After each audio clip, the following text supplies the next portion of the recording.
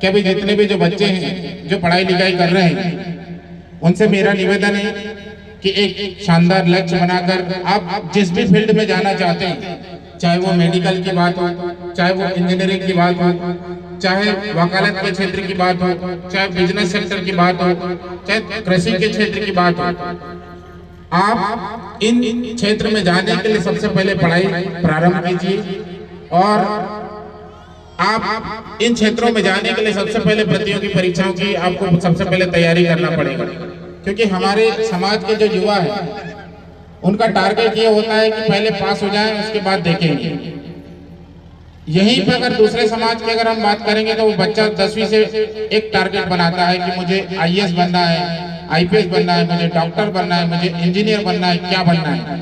ऐसा ही सपना आप भी बनाएं, क्योंकि आज का जो समय है, 1 अनार और 100 बीमार नहीं है, 1 अनार और 100 करोड़ बीमार है। क्योंकि आज के समय में वही व्यक्ति कॉम्पिटिटिव एग्जाम को क्रैक करता है जो पूरी तरह से मेहनत करता है, शिद्दत से मेहनत करता है, सब चीज छोड़ के अपने लक्ष्य को प्राप्त करने के लिए मेहनत करता है, वही व्यक्ति को सफलता मिलती है। लेकिन हमारे समाज के कुछ बच्चे जो आजकल जो पढ़ाई लिखाई कर रहे हैं, मैं देख रहा हूँ कि शासन प्रशासन के द्वारा इतनी अच्छी योजनाएं हमारे समाज के बच्चों के लिए चलाई जा रही है।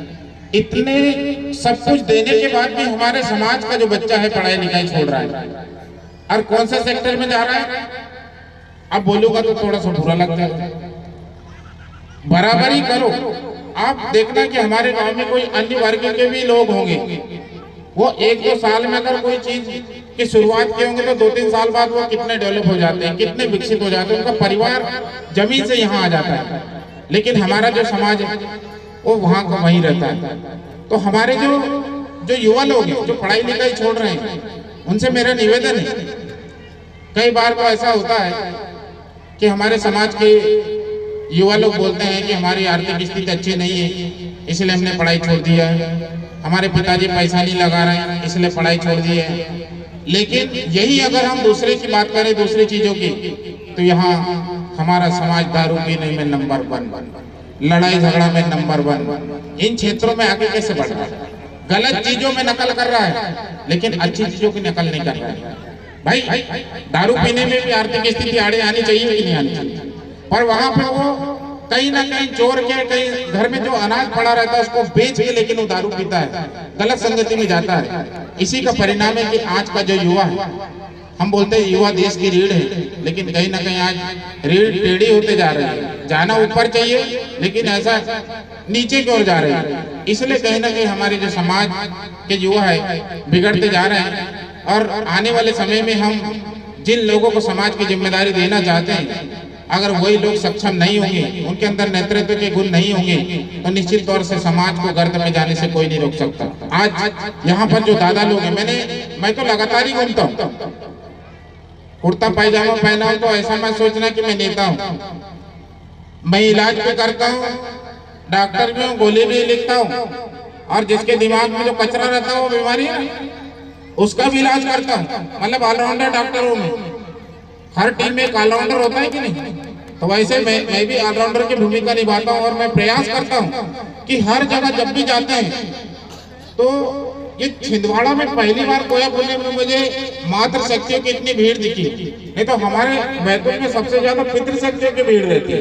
एक बार छिंदवाड़ा की मातृशक्तियों के लिए तालियां बजाइए, क्योंकि जनरली क्या होता है कि लोग सुनना नहीं चाहते वैचारिक चीजों। और जब भी सांस्कृतिक कार्यक्रम होता है तो जब भीड़ आती है, जब लोग आते हैं मोबाइल लेके वीडियो बनाते हैं, लेकिन दादाजी इतने दिन से इतने अच्छी बातें बता रहे हैं। अब दादाजी को ऐसा मत समझना कि आप लोगों को यहाँ पे ज्ञान बांट रहे हैं। सदियों के बाद ऐसे ज्ञान देने वाले आए हैं। अभी विके जी बोल रहे थे कि 20 साल पहले का इतिहास देखना, हमारा यहाँ पर क्या होता था, टेंट होता था, सब चीज व्यवस्था हमारी होती थी, लेकिन अतिथि दूसरे होते थे। आज 20 साल बाद इतिहास देखो, फट्टा भी हमारा, टेंट भी हमारा, कार्यक्रम भी हमारा, और बोलने वाले भी हमारे। ये परिवर्तन है, सामाजिक परिवर्तन।